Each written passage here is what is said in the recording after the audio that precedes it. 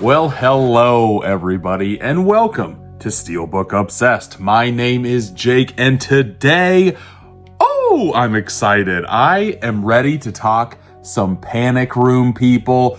Only way you can get this movie on 4K is this gorgeous looking Steelbook. And this is the first time it's on 4K in the States. It never even got a Blu-ray release. There was a Blu-ray release of this movie in the UK. You need a region-free player for all that. No thank you. Just give me the 4K. It's been a very long time since I've personally seen Panic Room, probably since I was in high school. David Fincher has been one of those directors that made me fall in love with the art of filmmaking. I love Fincher's work. I always have for a very long time. This is one that I only watched once, and I haven't in a very long time. So I was very excited to get my hands on this sucker, pop the disc in. I will be reviewing three main aspects of this 4K release: the transfer in audio, the TNA effect, and then we have the packaging, and then we have the special features. All three of those are really what I'm looking forward in my physical media. If you like all three of those components, if you like physical media reviews, make sure to give the video a like, the channel a subscription. If you want to ring that notification bell just in case, I have a lot of physical media reviews coming up in the pipeline. Make sure that you are up to date on everything that I have to post. But let's waste no more time and start talking about Panic Room. I never spoil anything in my physical media reviews, my movie reviews of any sort. But I will say that there's not a lot to spoil with Panic Room. You have a basic setup. People break into your house. You have a panic room in the house that you just moved into. What happens? Craziness happens. And this movie is so well laid out. It's like you're just setting up dominoes to be pushed down later. Masterfully written, the script is here, masterfully directed from Fincher. You can tell that Fincher had ideas of how to make a one-setting movie really pop and explore every corridor of the housing structure, even going through walls, going through telephone cords. Like, he goes crazy with the visuals on this. I was just like on the edge of my seat. I started watching this. I got this in the mail and I wasn't able to open it until late. I probably didn't open, I record a lot of videos here. I didn't get done recording the video until like 10:15, 10:30. I was on the fence about popping it in. I didn't know if I was going to fall asleep halfway through or pause because I was getting too tired. No, this movie is 2 hours long. I'm even recording this video after I got done watching this, and I gotta work in 6 hours, but I am very just super hyped. The adrenaline is still flowing through my veins because of how much of a fun ride this movie is. This, I did not realize it because it's been a very long time. This movie's just like a comfort blanket. It is a B movie to the best extent possible. It kind of reminds me of like a Rear Window. This seems like a timeless classic of a film, except for the phone line aspect of it all. Like, there's a couple things that cement it within it when it was made in around like the 2000 area, but it's still a movie that I feel like is going to stand the test of time forever. I rated this movie a 4.5 out of 5 over on Letterboxd. Here's the QR code if you want to follow me over there. Those are my 2 cents on the movie itself. I might go into spoilers after the credits roll here. I always have a nice little bonus scene if you stay all the way through, because I have a little bit of things to say about this movie, but we'll wait until after the credits. Let's start getting into the transfer and audio, people. We have a 100 gigabyte disc here for the 4K. And I have to say, I think it took me a few minutes just to really get used to the sepia tones of Fincher. It happened a lot with the 7 transfer for me. I feel like this one takes a little less time to get used to, because a lot of this is in like darkened corridors of a house with not a lot of lights on it. everything in the daylight always just seems a little bit off, but definitely has like that Fincher feel to it. Once we're in the house, I feel like that's when this movie truly starts to shine. All of the zoom ins on the faces look spectacularly super detailed. Love that aspect of it. There's also just different aspects of the audio. This has Dolby Vision, this has Dolby Atmos. I have a sound bar with a subwoofer, and part of the charm of this movie is just like hearing different creaks in the house when they're trying to be quiet, but they're not super quiet. It works so dang well, and the audio on here really blew my socks off, that's for sure. This 4K transfer was approved and looked over by Fincher himself, just like he did with 7. Personally, I know people were losing their minds over the 7 transfer. I thought it was fine compared to the Blu-ray on it. That's just my 2 cents. I personally prefer the transfer to Panic Room more than I did to 7. They're probably two sides of the same coin here, but I really liked the way this sucker looked. I would say on a TNA factor, transfer and audio, I'm gonna give this sucker an 8.5. It is absolutely solid. Might even bump up to a 9, maybe 8.5 asterisks there. I think I'm gonna bump it up to a 9. Nice. Just because I don't know what I would change here. The sepia tones are just kind of what Fincher kind of made famous back in the 90s and 2000s. Yeah, screw it. I'm gonna go with a 9. The black levels are great here. There's a lot of blacks and grays throughout the entire movie. They absolutely shine in this. Again, the zoom ins, the facial features look phenomenal. That's what I always look for in my 4K transfers, to see how those faces are looking, to see if I can see the perspiration beating down your brow. I love that type of stuff, and it is in spades in this release.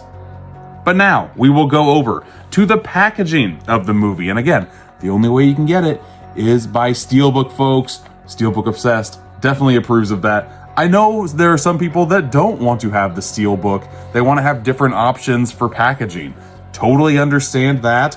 But I will say, I think the front of this is a little bit on the basic side. I'm never the biggest fan of having the silver of the Steelbook be the main focus that pops through on your design. That being said, the silver on the back makes these different square shots of the movie absolutely pop in person. I don't know if it's able to really pick up on camera like it is in person. When I was doing my ranking of these Steelbooks, I thought this was going to look very tacky. It does not, and in fact, it makes me appreciate like this type of design factor of this, because you'll see on the inside, this same design is on the inside with a whole bunch of different scenes from the film. It pops a lot more on the outside of the Steelbook than it does on the inside. This just reminds me of like a classic 80s, 90s drama, you know, like with the letters going over, like maybe like the Law and Order even opening. Just very classic structure here. Here's the spine. Definitely makes you want to know that David Fincher directed this sucker. The spine is okay. Nothing blowing my socks off here. Again, very bare bones.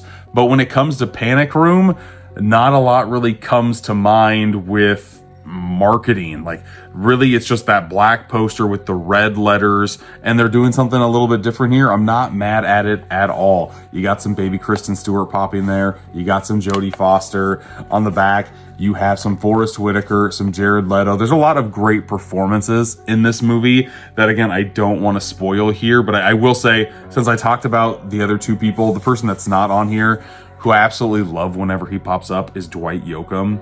I feel like he is a phenomenal character actor in everything I've seen him in, and I want to see him in more things. I really like I like his performance a lot, and on the inside you do get to see his face, or actually you don't get to see his face. It's in a mask right there. But yeah, just more of these silhouettes right here on the inside. Nothing too crazy. It's fine. It's a 3-disc set. I have the special feature Blu-ray in the player because there's a lot of special features to be had on this release. The discs all look like this, and I have to gripe on the discs. Normally, if it's just like a basic printing with not a lot of extras on it, I dock it points. This one it's doing something a little different with like the silver sheens on here. I'm still gonna dock it points because I am doing gloss pops on these discs like crazy. If you just straight up look at it, you have to squint and you have to like get it in the right light to see what disc is the 4K, what disc is the Blu-ray, what disc is the Blu-ray special features. Just looking right on top of it, it's like it didn't get printed 1000% correctly. And I need to remember, like it takes you longer than it should to realize what disc is what. And all 3 discs have this same feature. When I'm showing this to you on camera, this looks a lot brighter than what it is in person, I tell you. Like, and you can see my hand all the way through it here too. I'm trying to get a better look here. Like you can see my finger and everything. It's hard to show just how hard it is, how difficult it is to read the text on these suckers. I took a picture of it for social media. I'll post that up here just to show you like what I'm seeing. Hopefully that even pops up. Very difficult. It's just like the ink is kind of like meshing together. It's weird. I've never really seen a lot of this type of example pop up on physical media, and I gotta say I'm not a fan. Is it trying to play off of like the different tones of gray and black like it is in the movie? Maybe, possibly, but don't make it harder to read what's on the disc before I actually pop that disc in. That being said, that is a major gripe for me. But other than that, I think this is a very solid Steelbook release. Solid to me, like it's not knocking anything out of the park. I think packaging wise, it's a solid 7 out of 10. Nothing is knocking my socks off. It might have gotten an 8 if it wasn't for the discs. The discs really bother me for some reason, but packaging wise, I think 7 out of 10 is exactly where this sucker lands. I am gonna say once again though, the back of this pops like mad. I think it is because of those silver outlines that just kind of make the photos pop that much more. So now, as you can see, I have changed my clothes. It is a brand new day, and that is because I wanted to deep dive into my third favorite thing that I love about physical media collecting. The last thing I will do a grade on this review are the special features. I could have went the easy route because there's no new special features on here. That is the bad news. The good news is the original DVD release of Panic Room was chock full of special features. And I never owned Panic Room on DVD. I probably rented it one time, and when you get a rental disc, a lot of those extra discs just kind of go away. Wow. There's a 4K with not a lot of special features on there. There is a Blu-ray with the movie and some like pre-res stuff. There's so many special features on here. There's probably over 3 hours of stuff on here. I'm going to show now what is on here. I'm going to read through them just so you can see how beefy this set is. We have commentary by David Fincher, commentary by Jodie Foster, Forrest Whitaker, and Dwight Yoakam. Yes, please. Commentary by writer David Koepp and special guest. I didn't listen to that commentary. I don't know who that special guest is. Must not be that special if you can't put their name in there. Pre-production, 6 featurettes on the prep phase from pre-visualization through testing. I watched that one. You'll get a sense of the special features in here and my thoughts on these, but they get into the weeds. Like if you want a film school 101 without, spending an arm and a leg to actually go to film school, this release right here, this is really it's not all you need, but it's a great stepping stone, a great look into how a movie gets made and a lot of different steps from that movie. One of my favorite documentaries of all time is The Hamster Effect, The Making of 12 Monkeys. That is a nice edited version of a lot of different aspects that go into a movie. This isn't edited really per se. There's an hour-long documentary about certain things in here, but a lot of it is just like a dude filming something. Like there's a safe cracking special feature, and it's literally just a dude with a handy cam visualizing how the safe cracker is teaching people how to crack a safe, and it's like 15 minutes long. A lot of footage is on here, but not a lot of edited material is on here. We have interactive pre-visualization. I'm not gonna read the rest of that. It's got a whole bunch of storyboards, dailies, multi-angles, post-production, 21 documentaries. Are you kidding me? And featurettes on the visual effects. On sound design with that guy, digital intermediate, and other featurettes dealing with the post-production phase, a multi-angle look at the scoring session conducted by Howard Shore. Score is great in this movie. I did not watch that special feature. I will say that, but now reading this, I kind of want to. Like I said, there's a whole disc dedicated to special features on here. It's a little bit daunting in the best way possible. Then there's production, shooting Panic Room, an hour-long documentary on the principal photography phase, makeup effects featurette with Alec Gillis and Tom Wolford Jr., sequence breakdowns, an interactive look at the creation of 4 separate scenes in this film. Special features produced by David Pryor. I'm glad that they have the person that has the credits for the special features, because what's his name? David Pryor. He put in some work back in the DVD days, back when there was a nice budget set aside to make the special features as beefy as possible. I'm so happy that they got put into this release. I wish there was something new in here. I always give credit where credit's due with the archival stuff. That's literally the easiest thing you can do. You already have that in your back catalog. Give me a nice juicy morsel. Give me at least a retrospective piece on how this movie has kind of lived in pop culture for 25 years since its release. Like, give me some type of juicy tidbits. I know you're not going to get any of the stars back in this. David Fincher looked over the 4K, but he didn't want to film anything extra for this. Same thing with 7. Dude's probably busy. I don't know what type of movie he's making. I wish he would make another season of Manhunter. That would be great. But overall, this release is solid. I'm very happy to have all of those special features from the other release. But since there's nothing else new, I can't give this higher than a 7. I'm so happy that the special features are here, but I can't help but, even though there's 3 discs in here, still want to have more, or at least more of a drilled down focus. Like, there is so much here, and I'm a lover of special features. I will drill down pretty heavy, but even there was so much here that I didn't drill down into every single bit. And man, I was looking for some new juicy tidbits. A lot of the stuff, I will be honest with you, you watch it for a little bit, you don't feel the need to watch all of it. The 50-minute documentary is pretty interesting because it has a lot of David Fincher in that sucker. But a lot of this stuff, none of the start, it showed Jared Leto getting his arm caught on fire and showing a 5-minute process of him going through the motions before they actually start setting film and everything. Just seeing okay, is this really going to hurt me? Going through all of the safety precautions. Very interesting look behind the scenes.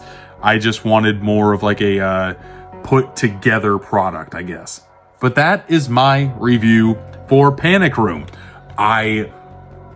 So this is day 2 of recording this review. Day 1, I gave the movie on Letterboxd a 4.5 out of 5. I loved it so much. Here's the cool thing about movies. I watched this movie in 2018 and also logged it on Letterboxd.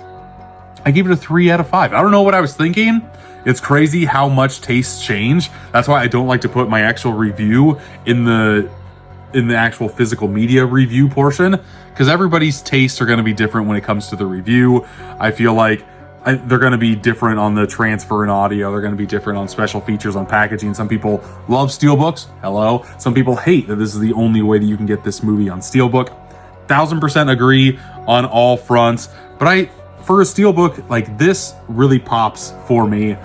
I think it's a very solid release. I am also ranking every single physical media release that comes out over on Letterboxd. Here's how I rank everything so far. I've got a couple more that I'm about to watch. I know that I'm on the fence on doing a video review for this. This came out in the Columbia Classics Volume 2 set. This is the first time a standalone edition has been made. I might do it, I might not. This is one of my favorite movies of all time, so I might just make a video on it because of that. And then I've never seen Snowpiercer. I'm wanting to do a review on Snowpiercer. And it's 3 weeks old now. Do people care anymore? There are numerous review videos on the release, but it's the first time it's on 4K and I've never seen it. We'll see. So many physical media reviews, so little time. For example, I have this entire stack of stuff that I have to open up as soon as I'm done with this review, filming it. Then I have to film that. Then I have to edit this. Then I have to edit that. It never ends. We are in a great time for collecting physical media. There are so many new releases coming out, and I'm I'm also happy that we are getting some movies that have been released that haven't got the 4K treatment finally coming out. If you're a fan of this movie, I don't think you can go wrong with picking this sucker up. Thanks for watching, and until next time, I'll see ya.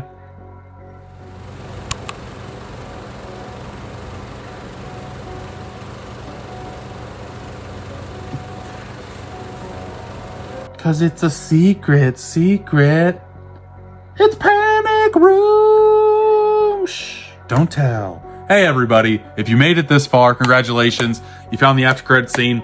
Good for you. You did it. You did it. I'm very happy that this sucker didn't come in with a ding or a dent. It looks very, very sharp. I showed you the inside here because, like I said, I did as much due diligence as I possibly could to still have this come out in a timely fashion. I have one special feature disc in one room. I have another special feature disc in another. Whenever I had a free second, I was watching special features for you all. But that's where the question is going to come into play. At the end of most of my videos, if you stay after the credits, you get to answer a question in the comments because you are the dice of the diehard. You're the people that I want to hear from most. My question for you is, personally, how important are special features in your physical media releases? Do you find that you like to upgrade movies just for the transfer process? Or do special features come to play for you at all? Like if there's no new special features, if there's just cramming the DVD extras on another release, is that okay with you? Are you looking for a lot? Do you not care? Do you even watch the special features? Let me know your 2 cents. And yeah, I'm gonna zoom into Zuck to end this sucker. Hopefully watch this weekend. Review hopefully up by Tuesday by the time this comes out. I've not seen this movie in about 5 years. Very excited to rewatch this sucker, and God, I hope that 4K pops. Bye bye, Zuck!